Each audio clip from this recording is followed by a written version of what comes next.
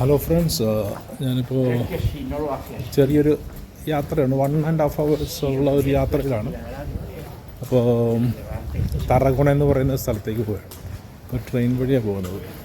അപ്പോൾ ആദ്യം നമ്മൾ കയറുന്ന ട്രെയിൻ നമ്മുടെ നാട്ടിലേക്കുള്ളത് പാസഞ്ചർ ട്രെയിനല്ലേ, അതുപോലെ ട്രെയിൻ. അതിനുശേഷം ഒരു എക്സ്പ്രസ് അല്ല, നമ്മുടെ അല്പം കൂടെ സ്പീഡുള്ള ട്രെയിനിലാണ് പോകുന്നത്. അതിനോട് പല പല ട്രെയിനുണ്ട്. വല്ല നമ്മുടെ 300 കിലോമീറ്ററിൽ സ്പീഡിൽ പോകുന്ന ബുള്ളറ്റ് ട്രെയിൻ എന്നൊക്കെ പറഞ്ഞ ട്രെയിനുണ്ട്. അത് നമുക്ക് ഫോർ എക്സാമ്പിൾ മാൻഡ്രിഡിലൊക്കെ പോകണമെങ്കിൽ 2.5 hours പോകാൻ പറ്റും. നല്ല ഡിസ്റ്റൻസ് ഉള്ളതാണ്. ഞാൻ പോകുന്നത് ഇപ്പോൾ അതിൽ ടിക്കറ്റ് എടുത്തിരിക്കുന്നത് ഇപ്പോൾ എനിക്ക് യാത്രയ്ക്കുള്ള ടിക്കറ്റ് എന്ന് പറയുന്നത് 20 യൂറോ. ഓക്കെ, 20 യൂറോ എന്ന് പറയുമ്പോൾ ആക്ച്വലി അത് 3 മാസത്തേക്ക് നമുക്ക് അൺലിമിറ്റഡ് ആയിട്ട് യാത്ര ചെയ്യാം. ഭയങ്കര ചീപ്പാണ്, നമുക്ക് ഒത്തിരി ലാഭമാണ്. കാരണം ആദ്യം അതിനെക്കുറിച്ച് അറിയില്ലായിരുന്നു. അതായത് ഇവിടുന്ന് എനിക്ക് സ്ഥലത്ത് പോകാനായിട്ട് 8 യൂറോ വേണ്ടി വരും. പോയി വരാനായിട്ട് ഒറ്റ ടിക്കറ്റ് മതി. അതിൽ 16 യൂറോ ആകുമായിരുന്നു. ഇപ്പോൾ 17 യൂറോയാണ് വരും. അത് ജസ്റ്റ് ഒരു പോയി വരുന്നതായിരിക്കും. അത് ഈ സിസ്റ്റം എനിക്ക് അറിയില്ലായിരുന്നു. ഈ സിസ്റ്റം എന്ന് പറഞ്ഞാൽ ഇപ്പോൾ ഒരു കാർഡ് 20 യൂറോക്ക് ഒരു ടിക്കറ്റ് എടുത്തു കഴിഞ്ഞാൽ എത്ര പ്രാവശ്യം വേണമെങ്കിലും പോയി വരാം. അപ്പോൾ ഭയങ്കരമായിട്ടുള്ളൊരു ഹെൽപ്പ് തന്നെയാണ് നമുക്കത്. ആക്ച്വലി അത് ആദ്യം എനിക്കറിയില്ല. നമ്മുടെ ഫ്രണ്ട്സ്, അച്ഛന്മാർ, കരകോണുള്ളവരാണ് എനിക്കത് പറഞ്ഞു തന്നത്. ഇങ്ങനെ പോകാൻ ടിക്കറ്റ് എടുത്തു കഴിഞ്ഞാൽ നമുക്ക് ഇങ്ങനെ പോകാൻ പറ്റുമെന്ന്. അപ്പോൾ ആ ടിക്കറ്റ് ഇപ്പോൾ ഒരു 4-5 പ്രാവശ്യം പോയി വന്നു ഞാൻ. അതുകൂടാതെ ഒരു 12 പ്രാവശ്യം നമ്മൾ യാത്ര ചെയ്യുകയാണെങ്കിൽ വീണ്ടും നമുക്ക് ഈ ടിക്കറ്റ് ഫ്രീ ആയിട്ട് തരും. ഐഡിയ സൂപ്പറല്ലേ? അതായത് 20 യൂറോയുടെ ടിക്കറ്റ് വാങ്ങിച്ച് 3 മാസത്തിനുള്ളിൽ 12 പ്രാവശ്യം നമ്മൾ യാത്ര ചെയ്തിട്ടുണ്ടെങ്കിൽ നമുക്ക് ആ കാർഡ് കാണിച്ചു കഴിഞ്ഞാൽ വീണ്ടും അത് അപ്ഡേറ്റ് ചെയ്ത് തരും. വീണ്ടും 3 മാസത്തേക്ക് അപ്ഡേറ്റ് ചെയ്ത് തരും. 3-4 മാസത്തേക്ക് അപ്ഡേറ്റ് ചെയ്ത് തരും. അത് ഭയങ്കര ഒരു ഹെൽപ്പാണ് നമുക്ക്. അപ്പോൾ നമുക്ക് ഇതൊന്നും അറിയില്ലാത്തവർക്ക് പ്രശ്നമാണിത്. അറിഞ്ഞാൽ നമുക്ക് ഭയങ്കര ചീപ്പാണ്. അല്ലെങ്കിൽ ഓർത്ത് നോക്കിയാൽ ഓരോ യാത്രയ്ക്ക് നമ്മൾ 16 യൂറോ, ഒരു 1600 ഇന്ത്യൻ മണി അത്ര അടുത്ത് വരും. അറിഞ്ഞു കഴിഞ്ഞാൽ ഭയങ്കര. അപ്പം ഞാനൊരു 2 വർഷത്തോളം ഇത് എപ്പോഴും പോവില്ല, നമ്മളെന്നാലും പോകുമായിരുന്നു. ഞാൻ പോകുമ്പോൾ പേ ചെയ്ത് കൊടുത്തു പോകാനും. ഞാൻ കാണിച്ചു തരാം, ഞങ്ങളുടെ ടിക്കറ്റ് കാണിച്ചു തരാം കേട്ടോ. ഒരു മിനിറ്റ്. ഇതാണ് ടിക്കറ്റ്. ഓക്കെ, ഇത് ടിക്കറ്റ്. അപ്പോൾ ഞാനിപ്പോൾ കയറാൻ പോകണം കേട്ടോ. അതാ നമ്മൾ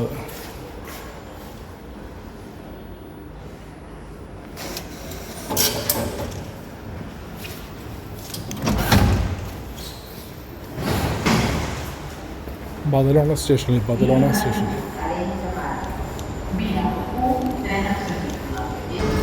അപ്പോൾ ടിക്കറ്റ് കണ്ടില്ലേ? അതായത് നമുക്ക് ഞാനിപ്പോൾ ഒരു 5-6 പ്രാവശ്യം പോയി.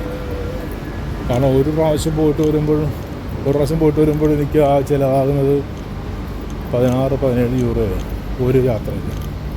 4-5 പ്രാവശ്യം പോയി വന്നു. ഇനി എനിക്ക് ഡിസംബർ അവസാനം വരെ പോകാൻ പറ്റും. ഒരു രാവിലെ ഒരു 9 മണി സമയമാണ് ഇപ്പോൾ. രാവിലെ 6 മണി ഒക്കെ നല്ല തിരക്കായിരിക്കും. ഇത് ലോക്കൽ ട്രെയിനാണ്. ലോക്കൽ ട്രെയിനാണെങ്കിൽ കൂടി എല്ലാം ഓട്ടോമാറ്റൈസ്ഡ്, പിന്നെ ഫുൾ എയർ കണ്ടീഷൻ ആയിട്ടുള്ള സാധാരണ train.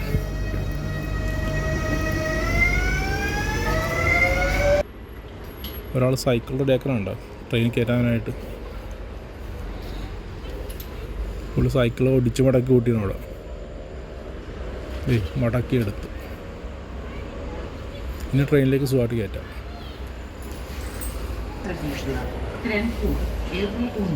Hospitalet de Llobregat, dia 2, tren accessible, tren corto.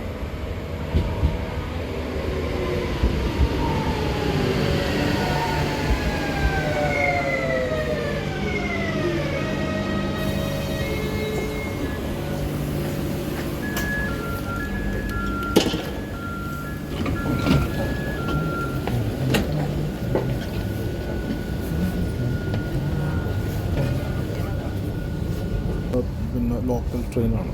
ഈ ലോക്കൽ ട്രെയിനിൽ നിന്ന് വ്യത്യസ്തമായിരിക്കും നമ്മൾ അവിടെ നിന്ന് അങ്ങോട്ട് പോകുന്നത്.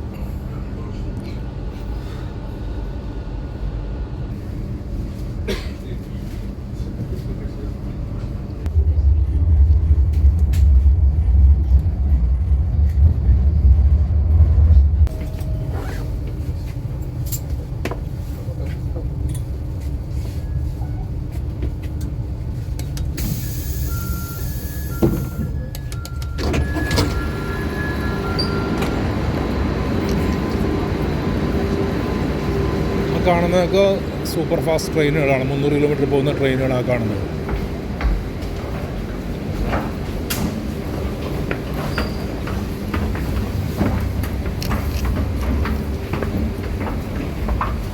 നമ്മളിപ്പോൾ നിൽക്കുകയാണെങ്കിൽ ഇവിടെ നിൽക്കുക, റൈറ്റ് സൈഡ് നിൽക്കുന്നു.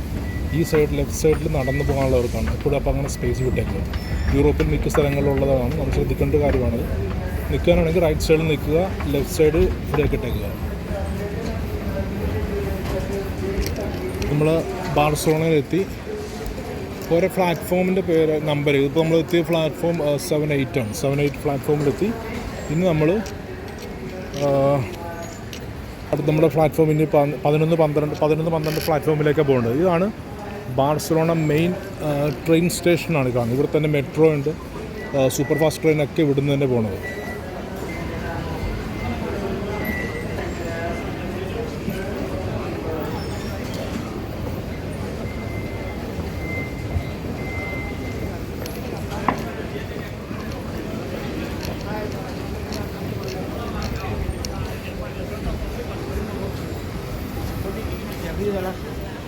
ഒരമ്മച്ചി പട്ടിനെ എടുത്തുകൊണ്ട് പോയതുകൊണ്ടാ. ഇവിടെ കോമൺ ആണ്, ഇവിടെ കോമൺ.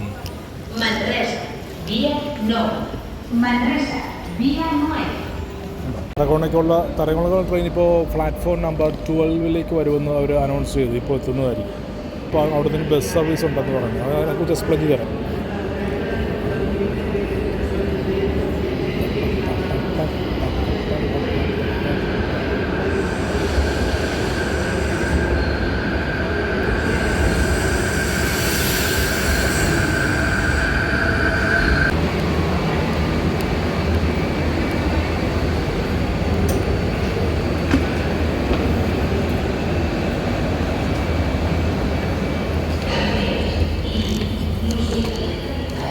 സീറ്റ്സ് ഒക്കെ എംപ്റ്റി. ഞാൻ ഉദ്ദേശിച്ച സീറ്റ് ഇതാണ്. ഈ സീറ്റാണ് ഞാൻ ഉദ്ദേശിച്ചത്. കാരണം നമുക്ക് സ്വസ്ഥമായിട്ടിരുന്ന് സംസാരിക്കാൻ പറ്റും. കാലിയാണ് ട്രെയിൻ കാലി.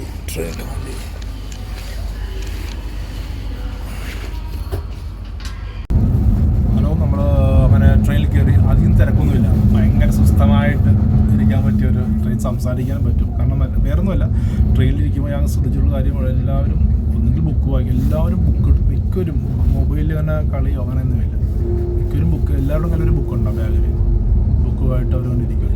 പിന്നെ ഭയങ്കര ഒരു എനിക്ക് ഈ സമയം തിങ്കളാഴ്ച ആയതുകൊണ്ടായിരിക്കാം വൈകുന്നേരങ്ങളിൽ പിന്നെ ഓഫീസ് ടൈം തുടങ്ങിയല്ലോ. അല്പം കൂടെ നേരത്തെ ഇരുന്നെങ്കിൽ ഇപ്പോൾ ഇവിടെ മണി ഇപ്പോൾ നമ്മുടെ സമയം, ഇവിടുത്തെ സമയം 9:50 10 മണിയാകുമ്പോൾ പോകുന്നു. അല്പം നേരത്തെ ആണെങ്കിൽ നല്ലപോലെ ക്രൗഡ് ഉണ്ടായത്. അപ്പോൾ പിന്നെ ഈ പുറത്ത് തണുപ്പാണ്, നല്ല ചൂടെടുക്കുന്നുണ്ട്. ഇപ്പോൾ മാറ്റിയൊക്കെ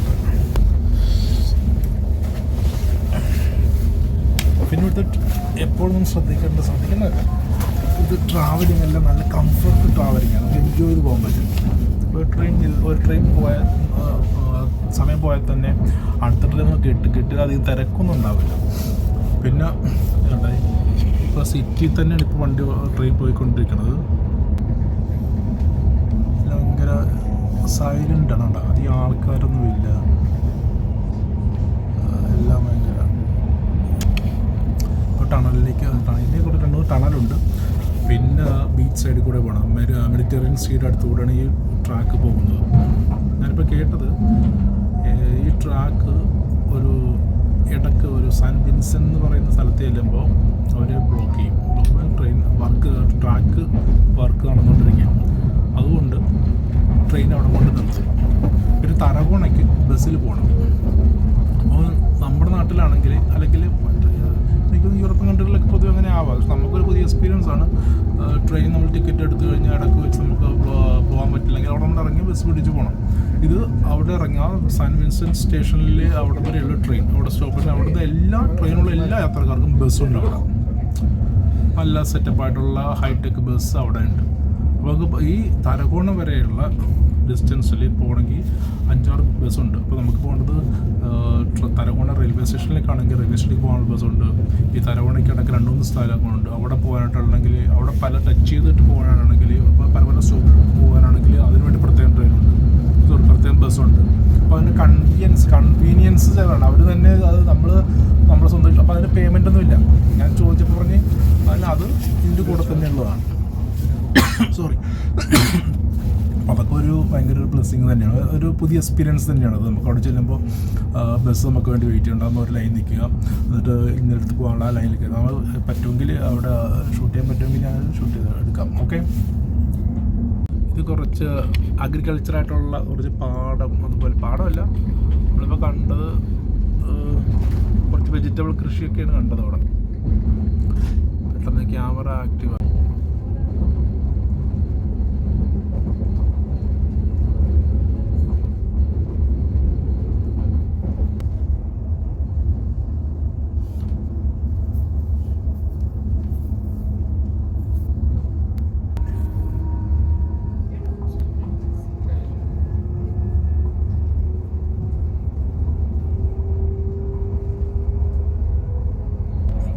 നമ്മളിപ്പോൾ പോകുന്നത് മെഡിറ്ററേനിയൻ സ്ട്രീറ്റ് അടുത്തുകൂടെ, മെഡിറ്ററേനിയൻ സ്ട്രീറ്റ് തൊട്ടടുത്തുകൂടെ പോയിക്കൊണ്ടിരിക്കുന്നത്.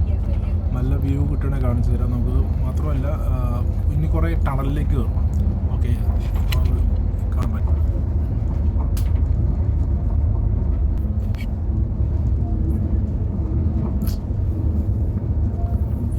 ഇതുണ്ടോ, വളരെ അടുത്തുള്ള ശാന്തസുന്ദരമായ മെഡിറ്ററേനിയൻ കടൽ. ടണലിലേക്ക് കയറി, ചെറിയൊരു ടണൽ. എന്നിട്ട് കുറച്ച് ടണലിലൂടെ ആയിരിക്കും പോകുന്നത്. അപ്പോൾ നമ്മുടെ ഈ കമ്പാർട്ട്മെൻറ്റിൽ മൊത്തം ഒരു 12 സീറ്റുണ്ട് ഇവിടെ, ഈ ചെറിയ കമ്പാർട്ട്മെൻറ്റ്. വല്ല ബോഗിയിലാണ് കമ്പാർട്ട്മെൻറ്റായിട്ട് തിരിച്ചിരിക്കുന്നത്. വേറെ ആരുമില്ല ഇവിടെ. നല്ല കംഫർട്ടായിട്ട് നമുക്ക് സംസാരിക്കാനൊക്കെ പറ്റും. അല്ലെങ്കിൽ നമുക്ക് അവർക്ക് ഡിസ്റ്റർബൻസ് ആകുമെന്ന് ഓർത്ത് ഞാൻ പൊതുവേ പലപ്പോഴും വീഡിയോ എടുക്കാമെന്ന് തോന്നും, പക്ഷേ എടുക്കാൻ നമുക്ക് തോന്നും. പക്ഷേ സിറ്റുവേഷൻ കണ്ട് നമുക്കൊന്നും മിണ്ടാൻ പറ്റില്ല. കാരണം അവർക്ക് ഡിസ്റ്റർബൻസ് ആവണം. നമ്മുടെ അടുത്തിരിക്കുന്നവർക്ക് അല്ലെങ്കിൽ സംസാരിച്ചാൽ തന്നെ നമ്മൾ ഫോൺ വന്നപ്പോൾ തന്നെ നമ്മൾ ഭയങ്കര പതിഞ്ഞ സ്വരത്തിൽ സംസാരിക്കുള്ളൂ. കാരണം ഇവിടെയുള്ളവർക്ക് ഞാൻ പറയുന്നത് അങ്ങനെ ഫോൺ വന്ന് കാണാറില്ല. വന്നാൽ തന്നെ മെസ്സേജ് ചെയ്യും അല്ലെങ്കിൽ വോയിസ് വിടും. മെയിനായിട്ട് എല്ലാവരും ബുക്കും കൊണ്ട് നിൽക്കുന്നൊരു കൾച്ചർ. അത് പിള്ളേരാണെങ്കിൽ പോലും ഞാൻ കണ്ടിട്ടുള്ളത് പോലും അവരുടെ കയ്യിൽ ബുക്കുണ്ടാവും. ഈ ഓക്കെ 10 വയസ്സിൽ തന്നെ പിള്ളേർക്ക് മൊബൈലുണ്ട്, പക്ഷെ നല്ലൊരു വ്യൂ ആണ് കേട്ടോ.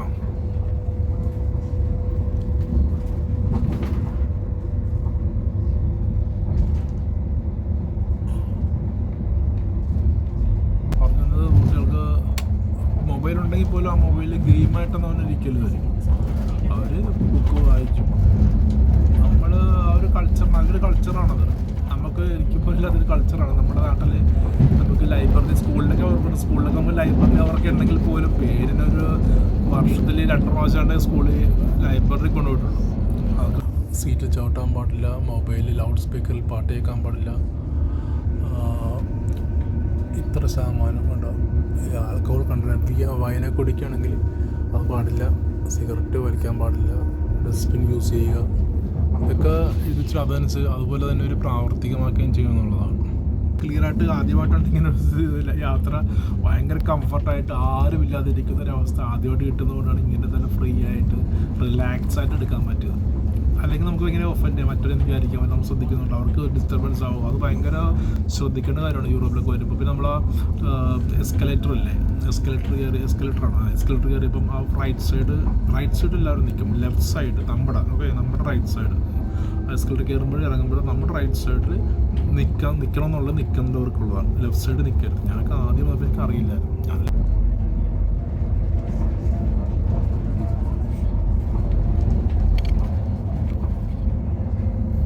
ഗോൾഫ് സെൻ്ററാണ്, നല്ല മനോഹരമായ